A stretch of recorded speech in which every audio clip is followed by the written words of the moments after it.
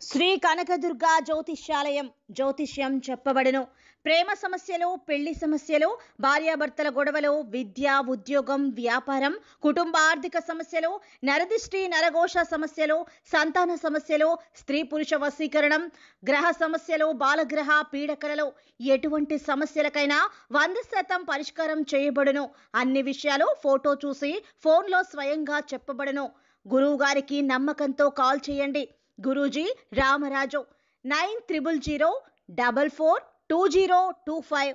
Hi friends, అందరికీ నమస్కారం అండి. వృశ్చిక రాశి వారి జాతకులు ఈ నెంబర్ రాసి జేబులో పెట్టుకోండి. 4 వైపుల నుంచి డబ్బు దూసుకొస్తుంది. అసలు ఆ నెంబర్ ఏమిటి, ఏ విధమైన నియమాలు ఆచరించాలో మనం సంపూర్ణంగా ఈ వీడియోలో తెలుసుకుందాము. ఇక మనం ఏ మాత్రము కూడా ఆలస్యం అనేది లేకుండా వీడియోలోకి వచ్చేద్దాము. ఈ రాశి వారి జాతకులు ఏ అంకెను రాయాలి, ఎలా రాసి జేబులో పెట్టుకోవాలో చూద్దాము. ఒక శుక్రవారం రోజున లక్ష్మీదేవికి మీరు పూజ చేసుకోండి. పూజ చేసేటప్పుడు తెల్లని కాగితాన్ని తీసుకోండి. ఆ యొక్క కాగితం ఏమిటంటే గనక స్క్వేర్ షేప్లో ఉండాలి. ఎంత సైజు ఉండాలంటే జస్ట్ మీ బొటన వేలు, చూపుడు వేల్లో ఓపెన్ చేసి పెడితే ఎంత సైజు ఉంటుందో అంత సైజులో ఉండాలి. స్క్వేర్ షేప్లో ఉండేటటువంటి పేపర్ అండి. మీరు ఏమిటంటే గనక మిగతా 4 వేళ్లను మడిచి పెట్టండి. బొటన వేలు, చూపుడు వేలు ఇలా పెట్టుకుంటే ఎంతైతే హైట్ వస్తుందో ఆ యొక్క హైట్ అదే విడ్త్ లో మనం పేపర్ తీసుకోవాలి. ఇలా తీసుకున్న తర్వాత ఏం చేయాలి అంటే ఆ పేపర్ కి చక్కగా మధ్యలో పసుపు కుంకుమ మీరు రాసేసుకోండి. అంటే పసుపు రాసి రౌండ్ గా దానిపైన కుంకుమను పెట్టండి. ఇలా పెట్టాక 4 వైపులా చక్కగా పసుపు కుంకుమ రాసుకొని బొట్లు పెట్టుకుంటాం కదా, అలా కార్నర్స్ కి కూడా పెట్టేసిన తర్వాత దాని మీద ఏమిటంటే 9 అనే నెంబర్ ని రాయండి. మీ ఇష్టం, మీరు మిగతా వైట్ ఎక్కడ ఉందో ఆ వైట్ లో ఎక్కడైనా రాయొచ్చు అనమాట. అంటే 4 వైపులా పసుపు కుంకుమ బొట్లు కింద మనం కార్నర్స్ కి పెట్టేసాం కదండి, మధ్యలో పసుపు రాసుకొని దానిపైన కుంకుమ పెట్టేసుకున్నాం కదా.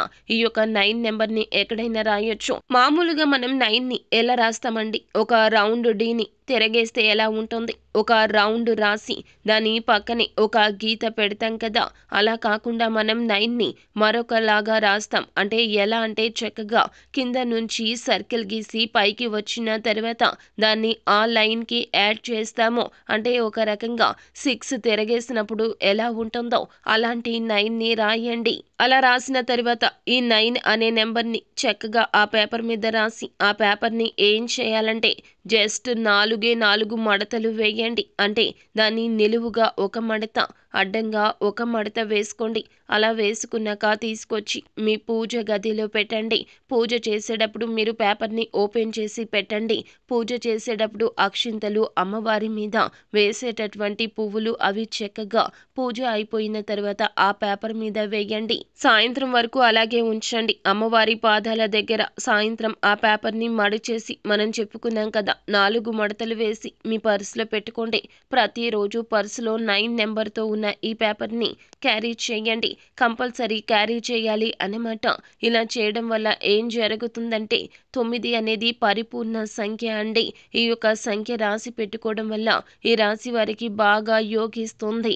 విజయం మిమ్మల్ని వరిస్తుంది. ఈ యొక్క 9 సంఖ్య గీత గీసి పక్కన ఒక సర్కిల్ గీయండి అని చెప్పి నేను చెప్పలేదు. పూర్తిగా కింద నుండి పైకి 6 ని తిరగేసి రాసినప్పుడు ఎలా ఉంటుందో అలా రాసుకోమని చెప్పాము. ఎందుకంటే విజయం అనేది ఖచ్చితంగా వరించాలంటే 9 సంఖ్య ఇలాగే రాయాలి. ఇలా రాసిన తర్వాత ఈ యొక్క సంఖ్య గల పేపర్ మీ దగ్గర ఉన్నంత వరకు విజయమే వరిస్తుంది. డబ్బు ప్రవాహంలో వస్తుంది. అలాగే ఏ పని తలపెట్టినా డబ్బు వస్తూనే ఉంటుంది. ఎట్టి పరిస్థితుల్లో ఆగదు. కోట్లు అనుకున్నాను కదా, కోట్లు వచ్చి పడిపోవాలి అలా కాదండి. ఏదైనా ప్రతిఫలితం వస్తుంది. ఎంతో అంతో ప్రతిఫలితం రావాలి అని ఈ పని చేస్తే ఎవరైతే చేస్తారో ఆ ప్రతిఫలితం ఖచ్చితంగా సొంతమవుతుంది అన్నమాట.